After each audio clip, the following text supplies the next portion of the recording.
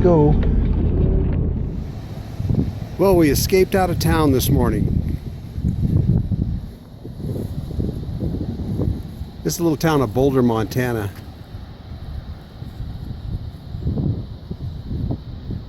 And we're just drifting south.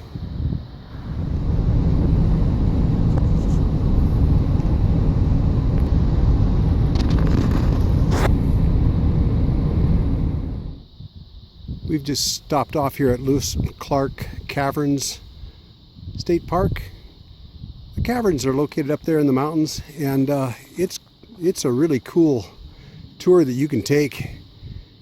The caverns start out at the top, and I mean, you go in, and then it's a constant trip down until you finally exit at the lower entrance. It's a pretty cool tour.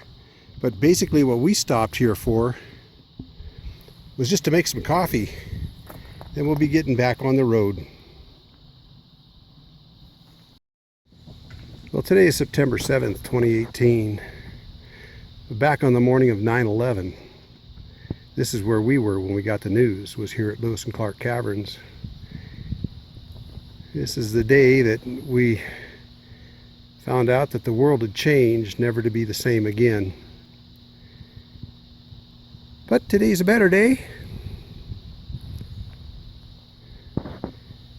And we're drifting south. Just south of Ennis, along the Madison River.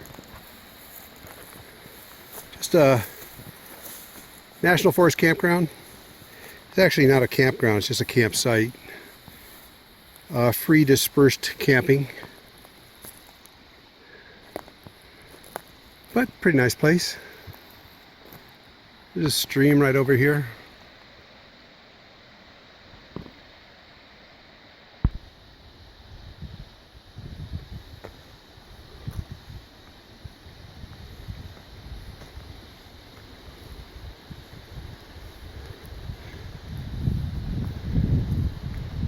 Fire pit's kind of close, but we're not going to have fire tonight. This is just an overnight stop for us.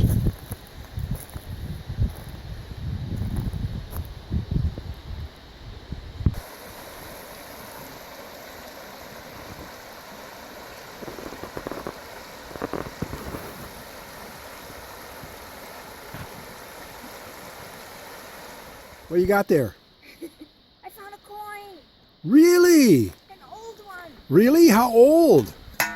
Maybe 2 years. I don't know. I can't see it. I also scratched it. It's a what? It's a penny. It's a modern penny. Found another one. Really? Yeah. What you got there? A coin spill? Yeah. Well, it was there and there. Both pennies? Yeah. Our kids throwing it away. I guess the days of penny candy are gone, huh?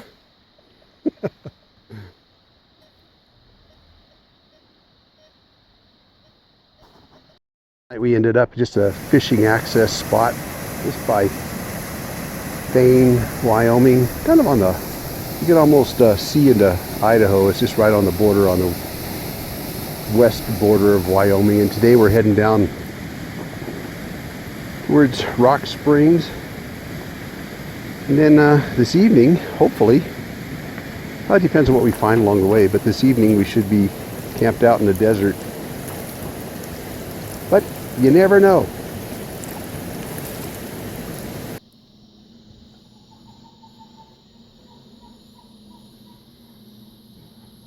This is Fossil Butte National Monument down near Kemmer, Wyoming.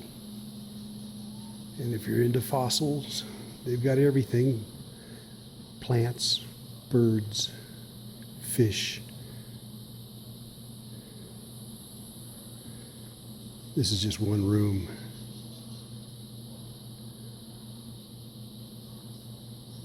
Crocodiles, turtles, huge turtles.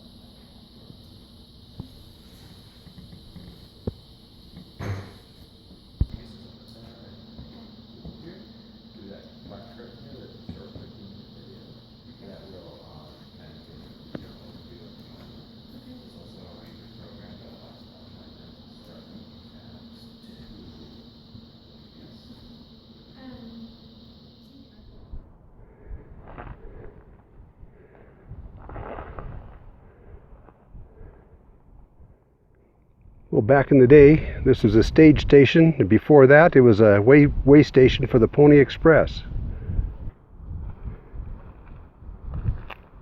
Building in the lower right's the same building. Looks the same now. If you want to read this, you can hit stop and read it. Pony Express, though, back in the day, you had people moving out west in wagon trains out to San Francisco for the gold rush. To mail a letter home took months. It went on ship around the Cape Horn and back up to the eastern seaboard. Took months to get a letter home. Along comes the Pony Express. It goes from St. Joseph, Missouri to San Francisco in just a matter of like 9 days. All of a sudden, you could get a letter home in 9 days, plus whatever it took to get to your local town back east or Midwest. That was like text messaging back then. I mean, do you remember what it was to write a letter? Do you even remember how to write a letter?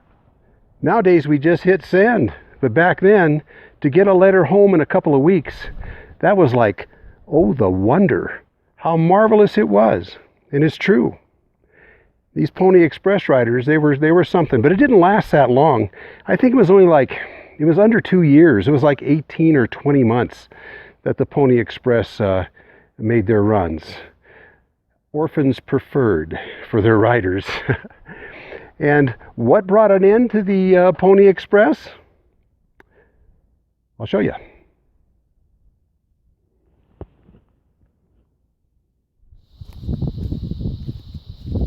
Get a hold of the train depot in Cedar City. Tell them the bridge is washed out. I can't seem to get through. The line must be out. Oh, man. Now what? Well, that's it. It's the telegraph wire. And what I got to show you here is something really special. Stay tuned. I think we found where the wire's been cut. This is a length of original telegraph wire. And behind Linda there is an original telegraph pole.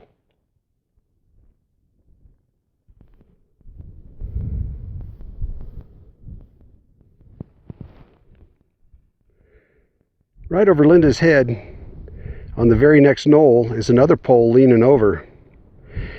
And in this area of southern Wyoming, right here, these poles are about every 100 yards. Most of them are down on the ground. This one's still standing. And look at how this was done. They started out by sinking some kind of a timber in the ground and then using wire to attach the pole to it. On the top would have been an insulator.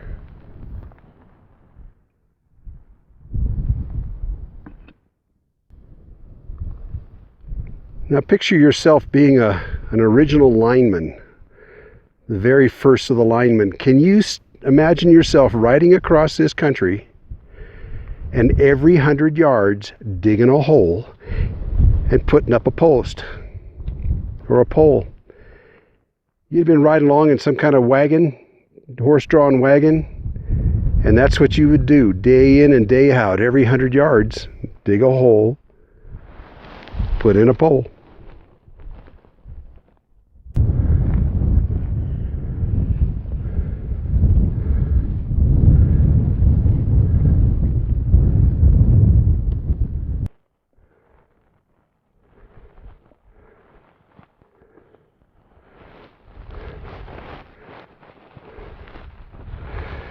The top of this post still has the wooden part where the glass insulator would have slipped on top right here.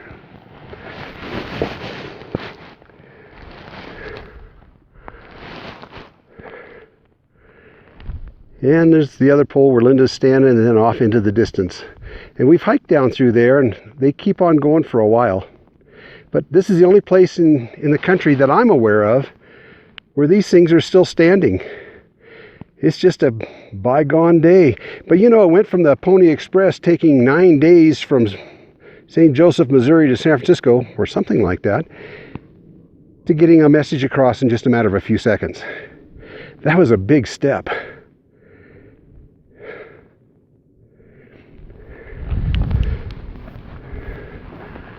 Well, anyways, if you like what you're seeing, be sure to hit subscribe. By subscribing to the channel, it doesn't cost you anything, but it does ensure the success of this channel. So if you'd like to see more, make sure you subscribe, and also click on the like button, because that helps too. And then if you want to be notified of whenever I post another video, there's a little bell off to the right side below the video here, and if you click on that, it'll just tell you when I post another video. Stay tuned, there's more on this trip. This is a road trip. Never know what we're going to find. There's no destination, just a direction. We're kind of heading south. When you do a road trip like that, it's kind of hard to get on the wrong road because every road's the right road. Thanks a lot. Talk to you next time.